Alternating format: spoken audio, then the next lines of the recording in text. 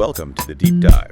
This is where we take your source material, the articles, the research, all of it, and we distill the insights you need to be brilliantly informed and fast. And our mission for this deep dive is, well, it's about the hidden physics of social signaling. We're talking about everything that goes unsaid. Exactly. I mean, when we talk about communication, the sources you've shared, they all pretty much confirm that something like 65% of the meaning in any conversation comes not from words, But from everything else. from everything else. It's the nonverbal world. And the critical thing is, most of this is happening completely outside of our conscious thought. Right. And if you think about it, if success in life is largely about navigating social dynamics, attraction, negotiation, leadership, then mastering this language that operates just beneath the surface is, well, it's essential. The material you sent over, it organizes this whole landscape around three core nonverbal dimensions: space, timing, and intention.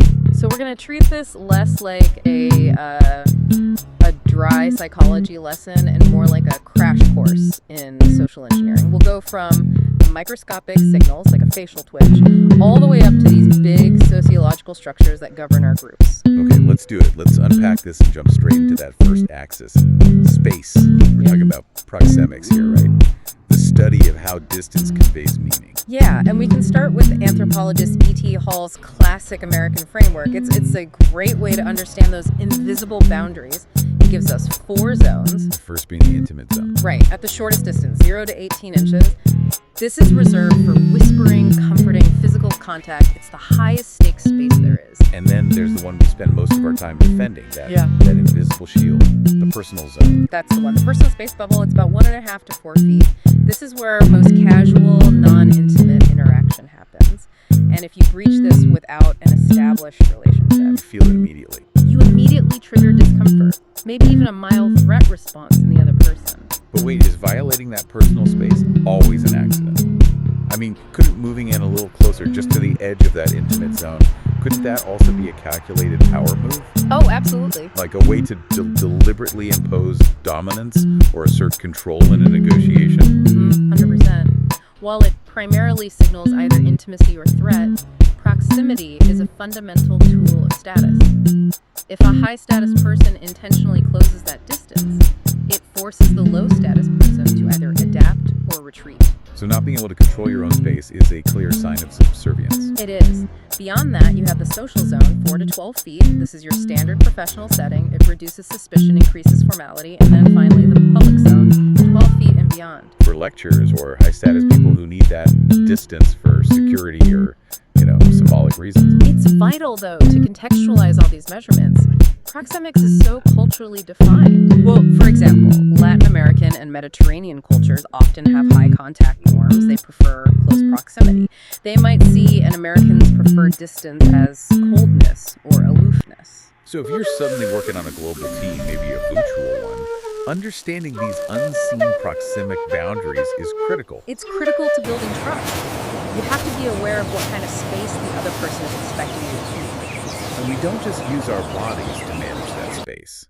Right. The sources bring up territoriality. Right. The idea that we use objects, an open laptop, a backpack, even just a half-empty coffee cup, To signal temporary ownership. Exactly. It's the nonverbal do not disturb sign. And it works. You've seen it in pocket shops or libraries. It's a low-stakes way to say, this territory is claimed, even if I'm not physically glued to it. It's a low cost. High-yield way to project psychological ownership. Okay, so if distance is the foundation, what happens when we start to close that distance?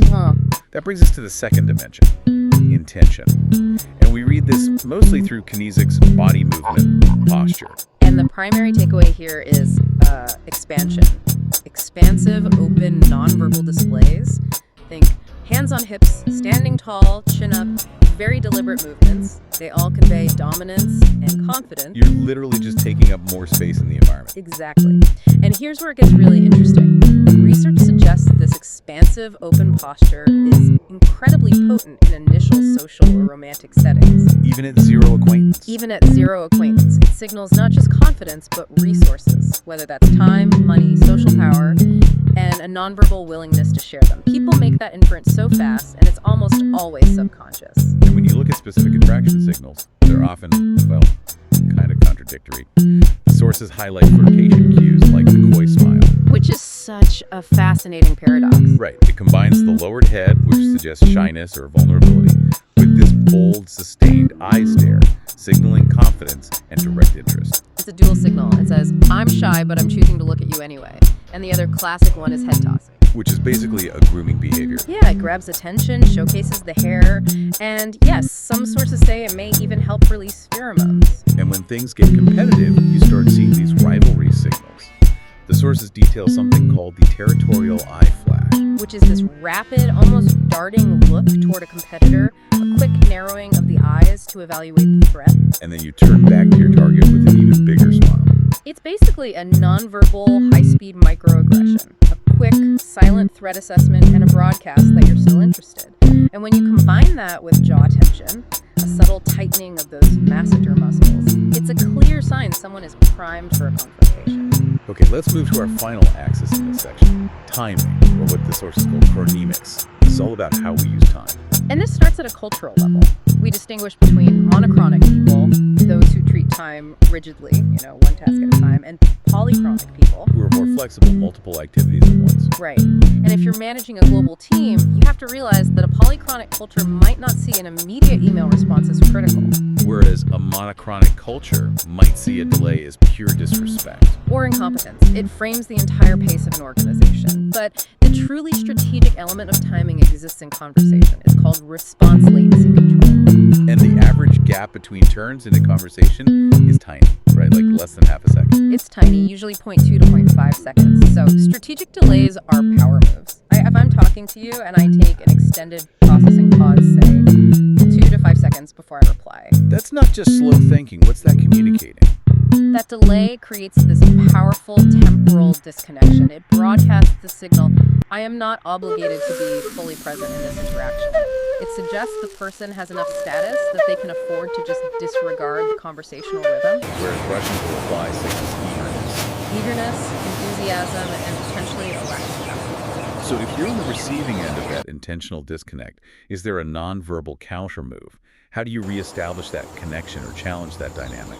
Well, the only real nonverbal counter is to either match their slow timing, force them to wait even longer, which asserts parity, or, often more effectively, to use a cue that suggests their delay is irrelevant to you. Like checking your watch. Checking your watch, glancing at your phone, shifting your attention away for just a fraction of a second during their pause. It says, your delay doesn't affect my schedule. That's a great practical insight. Okay, let's zoom right in now to the micro world. Let's start with micro-expressions and decoding truth. Micro-expressions are the ultimate leakage of genuine emotion. They're these brief, involuntary facial flashes that happen in less than half a second. They're almost impossible to suppress. That's impossible, which is why they're studied so intensely in, security, negotiation, lie detection. And the sources recap those 7 universal emotions we can detect this way. Happiness, sadness, anger, fear, disgust, surprise, and contempt. We don't need to know all the specific muscle names, but the indicators are key, like true happiness. The Duchenne smile. Right. It involves involuntary muscles around the eyes, creating those crow's feet. You can't fake it. And the key is that they're involuntary and they're rapid. Beyond the face, we also see our internal states revealed through these kinesic details known as adapters. Like scratching or just twirling your hair, fiddling with a pen. Exactly.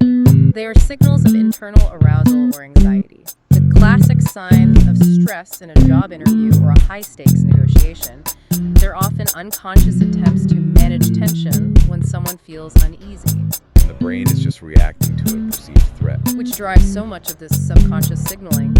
When we look at the neuroscience of that threat response, it's not just about any emotion, it's very specific. It's about danger. Right. Neuroimaging research shows that when people view faces showing different emotions, only fear and anger caused a significantly greater response in the amygdala compared to neutral faces. So the amygdala is fundamentally wired to prioritize and process threat signals above all else. We are hardwired to spot danger first. That's what the data suggests. So, if we understand how our bodies accidentally leak emotion and signal distress, let's flip it. What about intentionally withdrawing? How do you effectively become invisible in a crowd? The goal there is what the sources call strategic inconspicuousness, or normative blending. The principle is to present a non-threatening average pattern that the brain just skips over. You want to avoid becoming a pattern interruption. Precisely. And there are a few technical mechanisms for this. First is movement minimization. You have to drastically reduce fidgeting, eliminate sudden movements. Motion attracts attention, so absolute stillness is crucial. And where you stand is just as important as how you move. It is. You want what's called midfield occupation. You avoid the conspicuous edges of the room, and you definitely avoid the dead center. You position yourself in the second or third tier of an arrangement, just blending into the backdrop. And the final layer is using artifacts to broadcast unavailability, which is, incredibly effective today. This is the use of interpersonal unavailability broadcast signals, and it turns out the universal sign for leave me alone. The one that works 95% of the time. According to the sources, yes. It's simply wearing headphones or earbuds. It's a silent, undeniable declaration that your audio channel, and thus your attention, is closed. Or just staring intently at your phone, reading something held up high. It's a self-imposed boundary reinforced by prompt. Exactly. You're using the environment and props to manage proxemics and kinesics all at once. This all raises a really important question. How do these individual nonverbal signals, our distances, our delays, our micro-fidgets, how do they scale up to shape group behavior and even our own well-being? So now we shift to group dynamics, and we can start with what holds groups together. We distinguish between two elements here: task cohesion. Which is the commitment to the group's purpose, like a project team with a shared deadline. Yes, and social cohesion, which is the liking, the emotional attraction among members, like a group of friends who just enjoy each other's company. So you need a mix of both to establish a positive group climate or morale. You do, but this blend can go wrong. High cohesion, if it's coupled with extreme pressure to conform, leads directly to groupthink. Where the desperate desire for harmony just overrides any critical thinking, leading to, disastrous decisions. So the lesson here is that conflict isn't necessarily bad. You shouldn't be trying to achieve perfect, quiet harmony. You should embrace productive conflict. Exactly. Leaders should not rush to shut down what's called substantive conflict. This is disagreement focused squarely on the ideas, the beliefs, the information. Open discussion, rigorous debate, it's crucial. It prevents groupthink and leads to much higher quality output. But if the conflict becomes personal relationship conflict, that's where cohesion completely breaks down. That's the key difference. Substantive conflict is valuable. Relational conflict is corrosive. One strengthens the task, the other destroys the social fabric. Let's pivot to a really crucial self-coaching tool that uses these ideas of distance and perspective in a highly personal way: psychological distancing. This is maybe the most actionable technique for self-regulation we've talked about. Psychological distancing is the technique of increasing the psychological gap between yourself and the stressful event. You zoom out. Like using a wide-angle lens to see your current struggle as just part of a larger process. Yes, but the mechanism for doing this is rooted in language, which is fascinating. You're using a verbal tool to manage nonverbal anxiety. And it's all about a language shift during introspection. Entirely. So instead of dwelling in the first person, why did I fail? What should I have done? You refer to yourself using the second or third person. You ask, what should you do next? Or you even use your own name. Why is your name feeling this way? Why does creating that distance between I and you work so well? It reduces your emotional immersion in the situation. By creating this subtle social distance from yourself, it activates what's called wise reasoning. The kind of impartial reasoning we use when advising a friend.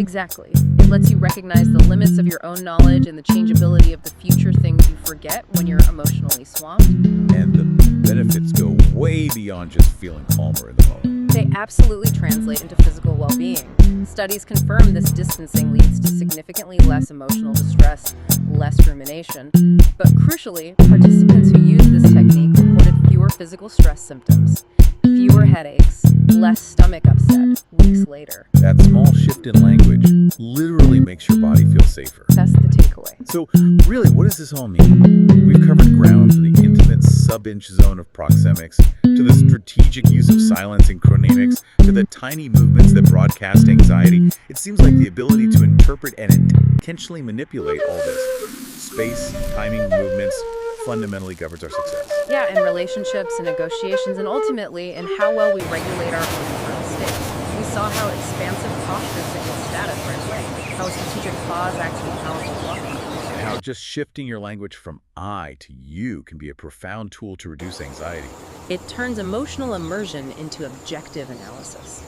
The hidden physics operating in the millimeter and the millisecond have these monumental implications for how we succeed. Indeed. And we started this deep dive talking about how nonverbal communication refines our immediate rapport and trust.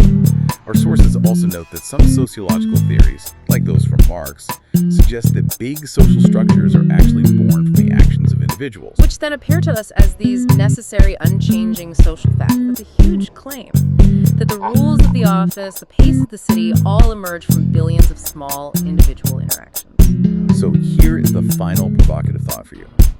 If our subconscious nonverbal signals, our microexpressions, our territorial tactics, our proxemic preferences, if they form the absolute foundation of immediate rapport and distrust, to what extent are these fleeting, involuntary microactions the true building blocks that define the character and cohesion of our collective social space-time? Wow. What larger social reality are our silent signaling bodies building right now?